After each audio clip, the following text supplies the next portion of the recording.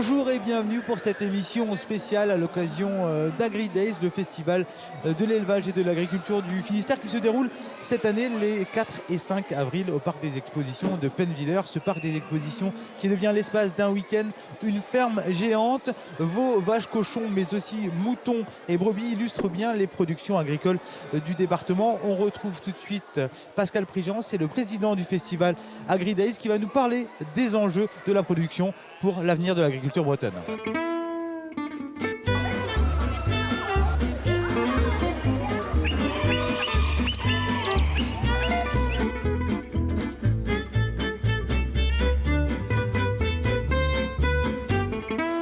Bonjour Pascal Prigent. Bonjour. L'an dernier, le festival Agri-Days de l'élevage se déroulait à Morlaix. Ça a été une réussite cette première édition ? Oui, une très grande réussite parce qu'on a donc attiré plus de 20 000 personnes, donc ça a été un véritable succès, oui. Pourquoi alterner chaque année entre le nord et le sud du département ? Disons que c'est l'issue d'une réflexion que l'on a eue au niveau départemental. On souhaitait justement, plutôt que de garder un festival au printemps à Quimper, un autre à l'automne à Morlaix, fédérer les deux et du coup on est parti sur une alternance Morlaix-Quimper. Les productions sont différentes d'un bout à l'autre du département ? Disons qu'il y a quelques divergences, mais bon, c'est vrai qu'on a sur l'ensemble de notre département à peu près toutes les productions agricoles que l'on peut rencontrer, je dirais, au niveau national. Donc. Quels sont les enjeux aujourd'hui d'un festival de l'élevage et de l'agriculture ?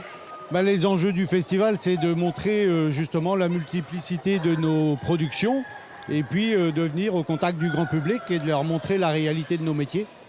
Cette année, l'un des temps forts du festival, c'est les saveurs et les goûts de Bretagne. Les Finistériens ne connaissent pas suffisamment l'étendue du panel des produits bretons.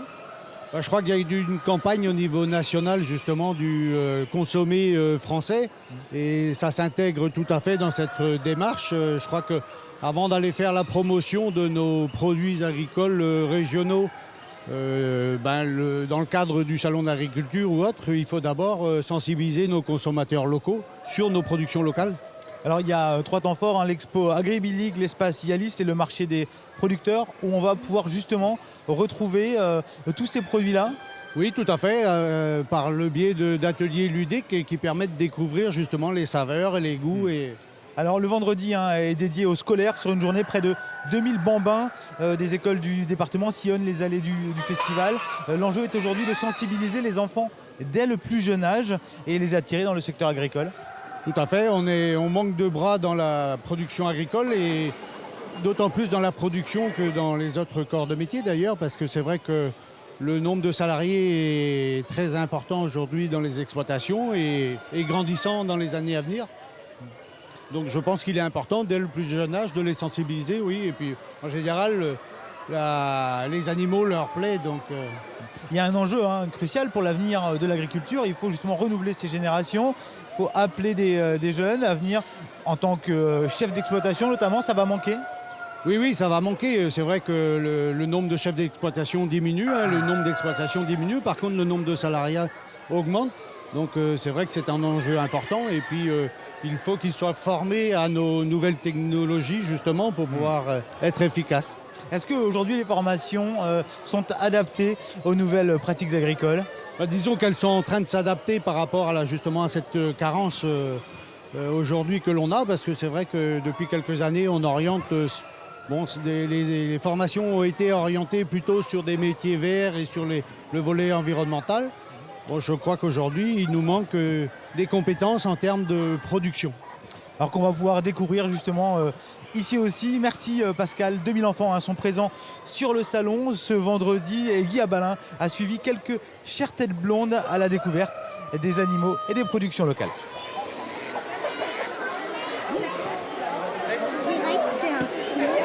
Ils ont beau vivre dans une région agricole, ce n'est pas tous les jours que les petits Finistériens peuvent approcher d'aussi près les animaux. Une découverte pour certains. Je suis plutôt étonné dans les choses naturelles quand ils font leurs besoins. Ça sent pas bon, il fait caca, ça leur fait bizarre quoi, de les voir comme ça quoi, naturel. Comme cette classe de maternelle de Plomelin, 2000 scolaires ont parcouru les stands de l'Agri-Days ce vendredi pour une mise en pratique après la théorie. On travaille sur le milieu du vivant en fait toute l'année. L'année dernière on avait travaillé sur le milieu marin Et là, on travaille sur le milieu de la ferme. Là, on voit beaucoup d'animaux que les enfants ne voient pas forcément, ils voient de loin. De toute façon, c'est une découverte du milieu vivant. Et puis après, ça permet de travailler sur la reproduction, la nutrition, tout ça, des choses que les enfants ne connaissent pas forcément. Mais avant tout, il y a une chose que les enfants ont bien compris. Grâce aux animaux, on peut manger de bons produits. J'ai préféré les chèvres. Les chèvres? Pourquoi les chèvres? Parce qu'ils donnent du fromage. C'est quoi le plus joli? Les vaches. Les vaches? C'est ça que tu préfères? Pourquoi? Parce qu'elles rendent du bon lait. Car l'opération des agriculteurs sur le festival est double. Satisfaire les yeux, mais aussi le ventre. Histoire de redorer l'image de leur travail et de leur profession. Notre métier à nous, c'est de nourrir les vaches. Donc du coup, on montre les fromages de notre laiterie. Et en montrant les fromages de notre laiterie, donc la Clalle Saint-Ivy, on s'amuse un peu avec les enfants pour justement que ce soit ludique pour eux d'appréhender les produits laitiers. C'est normal que les enfants voient qu'on leur présente quelque chose de ce qu'on fait réellement. Parce que l'image n'est pas forcément toujours la réalité. Voilà, tout à fait. L'année dernière à Morlaix, sur 3 jours d'ouverture, 20 000 personnes s'étaient rendues au festival AgriDays. Alors on vient de voir un groupe de jeunes têtes blondes présentes sur le salon à l'occasion de la journée des scolaires. Ces jeunes têtes blondes seront les futurs consommateurs aussi de produits agricoles de demain, car en 2050, il faudra nourrir 9 milliards de personnes sur Terre. Et là, je suis en compagnie de Clara Bessou. Bonjour Clara, c'est vrai que ça va faire du monde à nourrir tout ça dans les années à venir. Et vous êtes la créatrice de cette exposition qui s'appelle Agribilic. En 2 mots, quel est le principe Clara, de cette exposition?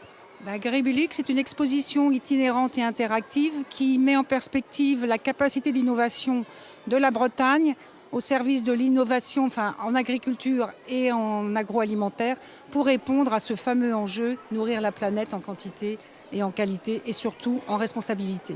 Ça va être l'enjeu en effet des années à venir, réussir à produire suffisamment tout en respectant aussi, j'imagine, la nature et l'environnement. Absolument. C'est un des 5 grands enjeux. Ici, sur l'expo, on a défini 5 pôles technologiques, on va dire, 5 pôles d'innovation. Un au service de l'environnement, où on parle effectivement de la méthanisation, des énergies nouvelles, des cycles vertueux pour maîtriser les intrants avec les insectes, etc. Alors vous avez justement plusieurs projets qui ont un trait directement au territoire et notamment à l'entreprise Tilly Sapco. Oui. Alors Tilly Sapco intervient dans la boucle que je trouve très intéressante. C'est pour ça que j'ai tenu à en parler ici sur cette expo. Ils sont en train d'abattre du poulet élevé sans antibiotiques grâce à un cycle qui s'est mis en place depuis quelques mois, qui est assez balbutiement, mais sur l'espace, vous pouvez venir goûter le premier poulet, on va dire, élevé. Alors c'est les algues qui nourrissent, les algues qui sont récoltées sur nos côtes bretonnes, pour préparer des produits pour la santé animale de ces fameux poulets élevés avec ces produits-là plutôt que de l'antibiotique. À terme, le process vise à nourrir complètement les poulets avec les algues, mais ça c'est en cours. Donc dans cette exposition, ce qu'on voit sous nos yeux, c'est une véritable révolution pour pouvoir produire du poulet en qualité, mais surtout en quantité et surtout accessible et abordable au plus grand nombre. Et c'est là l'enjeu vraiment difficile.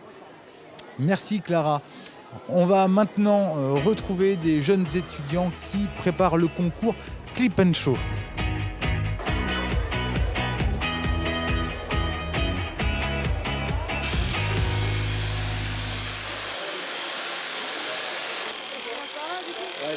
Allez, je suis en compagnie de Justine et de Marie qui sont élèves en 2e année de BTS Axe au lycée de Pommery-Jeudi dans les Côtes-d'Armor. Bonjour mesdemoiselles. Bonjour. Alors vous organisez l'opération Clip & Show. Oui, c'est ça. C'est quoi Clip & Show?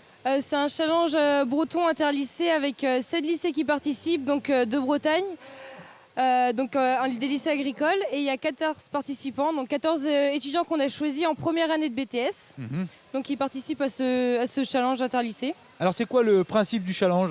Alors c'est d'abord faire partager le monde des concours bovins à des personnes novices. Donc leur faire des présentations de tonte, clippage, clippage, tonte et de présentation d'animal. Donc tout ça c'est expliqué par des professionnels et pendant ces 4 jours donc ils ont en charge un animal et ils s'en occupent. Voilà. Et donc à l'issue, il y a un concours, c'est ça? Oui, c'est ça. Vous êtes noté? Ils sont notés, oui. Sur aussi l'entraide, le partage et l'échange dans le groupe, parce que c'est quand même important pour la vie de tous les jours après. Après, pour leur qualité de travail, que ce soit le clippage ou la tonte. Et après, la présentation de l'animal. Voilà. Alors Justine, vous êtes présente ici, le fait d'être à AgriDays, c'est important, ça allait au devant du public? Ah oui, c'est très important. Après, je trouve que le monde agricole, il faut qu'il soit partagé envers un public. Et il ne faut pas qu'on ait que l'image d'une agriculture que dans les fermes. Il faut aussi que ce soit partagé dans le monde des concours, par les entreprises, les différents sponsors qui nous accompagnent. Et ça montre aussi que les jeunes sont prêts à évoluer et sont présents dans ce milieu-là. Marie, pour vous, être présente sur ce concours, c'est la première fois que vous venez à un concours tel que celui-là? Alors non, moi j'ai l'habitude de faire des concours. J'en fais 2 ou 3 par an. Donc avec Justine notamment, on fait toutes les deux généralement. Il y a un peu de pression? Un petit peu quand même, c'est toute l'organisation. Après, le fait de passer, d'être jugé sur un ring et tout, c'est assez important aussi. Surtout pour des jeunes comme eux, ils n'ont jamais fait non plus, donc on veut leur apprendre ça. Bon, et là, vous êtes dans les derniers mois avant le BTS, à la fin du BTS. On arrive à concilier justement opération comme ça et préparation du BTS. Justement, il faut beaucoup d'organisation parce que c'est quand même un petit coef par rapport au reste, au reste des CC et tout ce qui nous reste à faire. On a aussi un rapport à réaliser. Donc tout ça, ça nous a pris du temps et aujourd'hui, on est content d'être arrivé là et d'avoir réussi notre projet jusqu'au bout. On voit, il y a des scolaires aujourd'hui qui déambulent autour de vous. Le fait d'être présent justement ici et de venir auprès de ces jeunes enfants, et tout au long du week-end, il y aura tout le public, c'est important pour la profession.